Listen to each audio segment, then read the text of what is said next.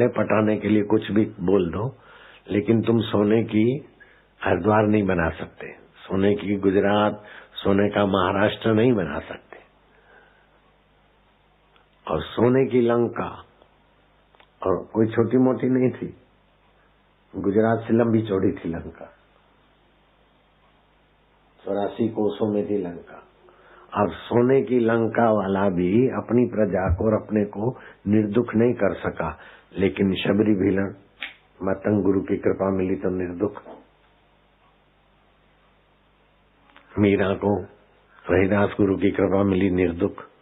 राजा जनक को अष्टावक्र गुरु की कृपा मिली निर्दुख। निर्दुख क्या है कि मौत भी आ जाए तभी भी दुख न हो। मौत हमारी हो ही नहीं सकती। मौत जब भी होगी तो मरने वाले शरीर की होगी। हमारी मौत भगवान भी नहीं कर सकते। ब्रह्मा विष्णु महेश और सारे देवता मिलकर भी हमको नहीं मिटा सकते। ध्यान से सुनना है, खास बात है। तो ये जो सूरज है पृथ्वी से 13 लाख गुना बड़ा है। हम यहाँ बैठे हैं तो सूरज हमको थाली जैसा दिखता है, क्योंकि दूरी है। कितनी दूरी है कि सूरज की किरण चलती है तो 1 सेकंड में 1,86,000 माइल की गति से सूरज की किरण दौड़ती है, 8 मिनट में पहुंचती है। गणित लग सकता है कितने करोड़ माइल दूर है सूरज। अगर हम सूरज पर खड़े होकर पृथ्वी देखें तो एक बिंदी दिखेगी, ठीक है ना, 13 लाखवां हिस्सा पृथ्वी है सूरज का, 13 लाखवां हिस्सा। वो 13 लाख गुना बड़ा है विज्ञानियों की रिसर्च के अनुसार। और आकाशगंगा के जो 400 करोड़ सूरज है उसमें से सबसे छोटा है। समय की धारा में ये एक सूरज है, फिर दूसरा आता है नीचे, तो सब उखड़ने लगता है।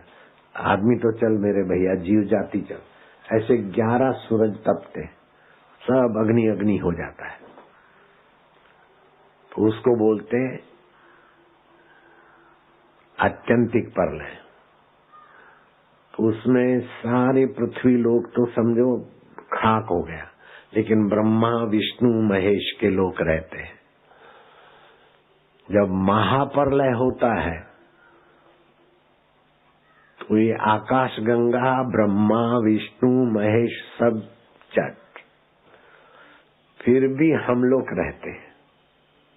महाप्रलय होता है, कुछ भी नहीं रहता, उसको जानने वाला है, तभी तो ये ज्ञान मिला हमको। क्या ख्याल है? महाप्रलय में ब्रह्मा विष्णु महेश और ये आकाश गंगा और ये सूरज, ये सब चट हो जाते, कुछ नहीं रहता। कुछ नहीं रहता, उसको जानने वाला कौन है? वो अभी भी है। दुख आया चला गया, सुख आया चला गया, बचपन आया चला गया, कुछ नहीं रहा, फिर भी आप तो है ना। मर गए, शव को देखा, कुटुंबी रो रहे हैं, पत्नी रो रही है, आप आकाश में खड़े देख रहे, तो मरने वाले शरीर की मृत्यु हुई, आपकी नहीं हुई। आप वो चीज है। ये गुरु की कुंजी के बिना पट नहीं खुलते। 60,000 वर्ष तपस्या किया, ये पट नहीं खुले। और परीक्षित राजा 7 दिन में सुखदेव जी की कृपा पाके ये पट खोल के साक्षात्कार कर लिया। इसीलिए बोलते हैं गुरु ब्रह्मा गुरु विष्णु गुरुदेवो महेश्वरा गुरु साक्षात पर ब्रह्म तस्मै से गुरुवे नमः। मैं गर्मियों में हिमालय की एकांत पसंद करता हूँ। तो ऋषिकेश में गंगा पार गीता भवन है, जानते हैं आप तो, काली कमली वालों का है गीता भवन। तो हनुमान प्रसाद पोद्दार और जयदयाल गोयनका, जानते ना नाम? तो जयदयाल गोयनका जिसमें एकांत में रहते थे, रमन ये अपना महेश योगी के पहाड़ के पास में कुटिया थी। मैंने उनको कहा मेरे को एकांत में कुटिया, तो उन्होंने वहां व्यवस्था की, मेरे को ठीक लगा। फिर सेठ जी की बेटी ने सीधा सामान भेजा राम सुखदास जी के कहने से, मतलब हनुमान प्रसाद पोद्दार और सेठ जी, ये दोनों राम सुखदास, तीनों की गीता प्रेस गोरखपुर में और गीता कुटीर में तीनों की सेवा सराहनीय है। तो सीधा लेके आया आदमी गीता कुटीर से और गीता भवन से आटा, दाल, चावल, घी, ये वो, दही। मैं क्या भाई हम ये नहीं चाहिए, हमारे पास है, फिर भी भेजा है तो अपमान न हो ऐसा समझ के मन में मैं क्या ये सेठ जी की बेटी ने दही जमाया, ये हम ले लेते, बाकी चीजें मैंने वापस कर दिया। और राम सुखदास जी ने बोला आपने सब सामान वापस कर दिया। मैं क्या महाराज जी दही रखा हमने।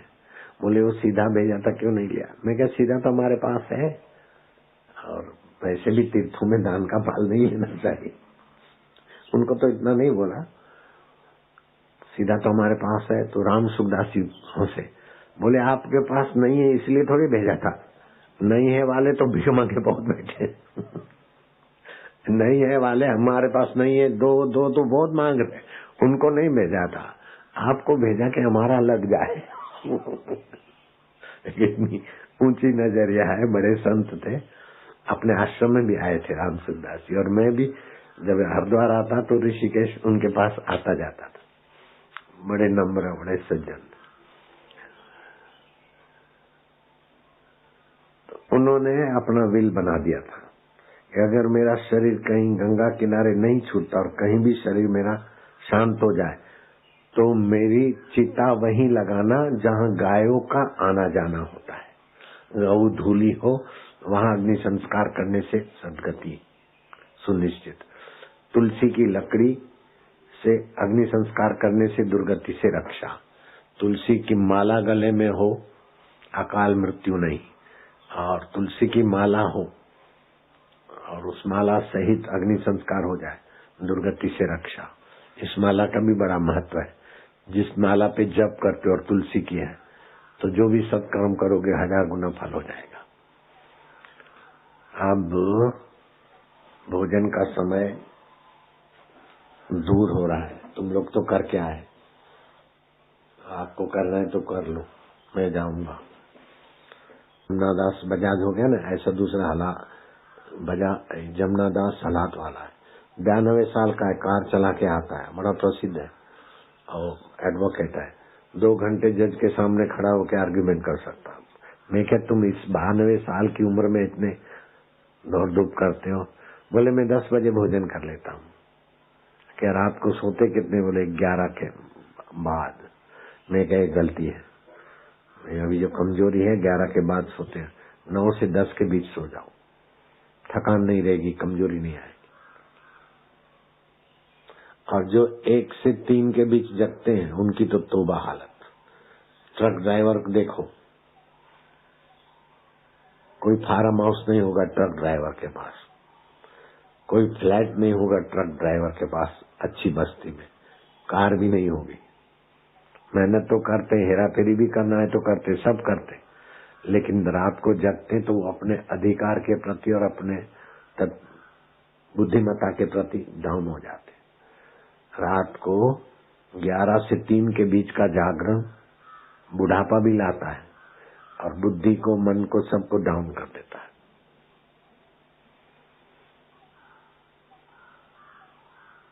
रात्रि के जो अभी विदेशी गेट समझौता हुआ उसमें आपने भारत देश के युवक युवतियों के साथ बड़ा अन्याय हो रहा है।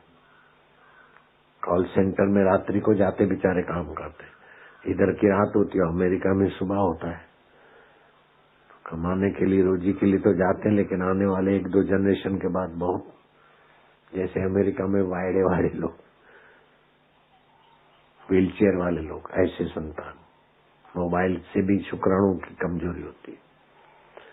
तो अभी जो मैंने फालसे का रस दिया दिल्ली में, अच्छा मैं करवा लूंगा। मैं अभी फालसे बल्क में मंगवा के उसका रस निकलवा के पूनम को सबको पिलाऊंगा, ऐसा सोच रहा हूँ।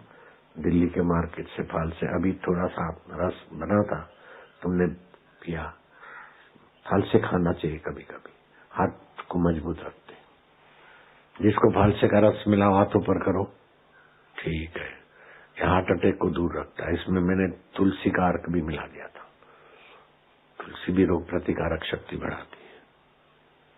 अब तुम लोग देख लेना, वसुदेव दशरथ भगवान के बाप बने कि नहीं बने? भाई बाप बने वसुदेव, देव की, नंद, यशोदा, दशरथ, कौशल्या, अत्रि, अनुसया और भी कई। तो ऐसी सारी योग्यता वाला मनुष्य पान मसाला खाए, झूठ कपट करे, हमको सजाए, मैं करोड़पति, मैं फलाना। अरे मैं को तो बस मैं के मूल में जा तो ईश्वर मिलेंगे, मैं में उलझा तो मुसीबत मिलेगी। तरंग के मूल में जा तो समुद्र मिलेगा, तरंग को मैं माना और बुलबुले को मैं माना तो मुसीबत है। ध्यान से सत्संग जो सुना है जीभ तालू में लगा दो, जो सुना है उसको विचारो। 1.5 मिनट के बाद टीवी का सत्संग सुनना। तब तक मैं आता हूँ। ऐसा महना मारते के सामने वाला चल पड़ता। जिस भीम से तुम्हारा ये था, उस भीम की रोटियां खा रहे हो धृतराष्ट्र, तुम्हें शर्म आनी चाहिए। धृतराष्ट्र को वैराग हो गया और रातों रात भाग के आ गए सप्त सरोवर में। मैना मारने से भी किसी को मुक्ति होती है, सदगति होती है। चश्मा छूटता है तुम्हें तो मैना भी मार लूंगा क्या है। 74 साल के बापू को चश्मा हट गया और तुम चश्मा पहनते हो, शर्म आनी चाहिए। सुन लेना, सुन लेना डांट अच्छी तरह से। ऐसा नहीं कि फ्रूट का टोकरा ले आए बस हाँ साहब बास आओ बास, इधर नहीं होता। इधर कोई माल ले आए उसकी खुशामद नहीं होती है, डांट पड़ती है, डांट पड़ती है। चश्मा पहनते शर्म आनी चाहिए। 74 साल के बापू को चश्मा नहीं और बेटे चश्मा पहने और पढ़े, शर्म आनी चाहिए। डॉक्टर क्या होना चाहिए? शर्म आनी चाहिए। ओम श्री परमात्मने नमः। हरिओम हरिओम हरिओम हरिओम हरिओम हरिओम। जीभ तालू में लगा दो, जो सुना उस पर जरा बुद्धि को दौड़ाओ। 1.5-2 मिनट के बाद चालू कर लेना।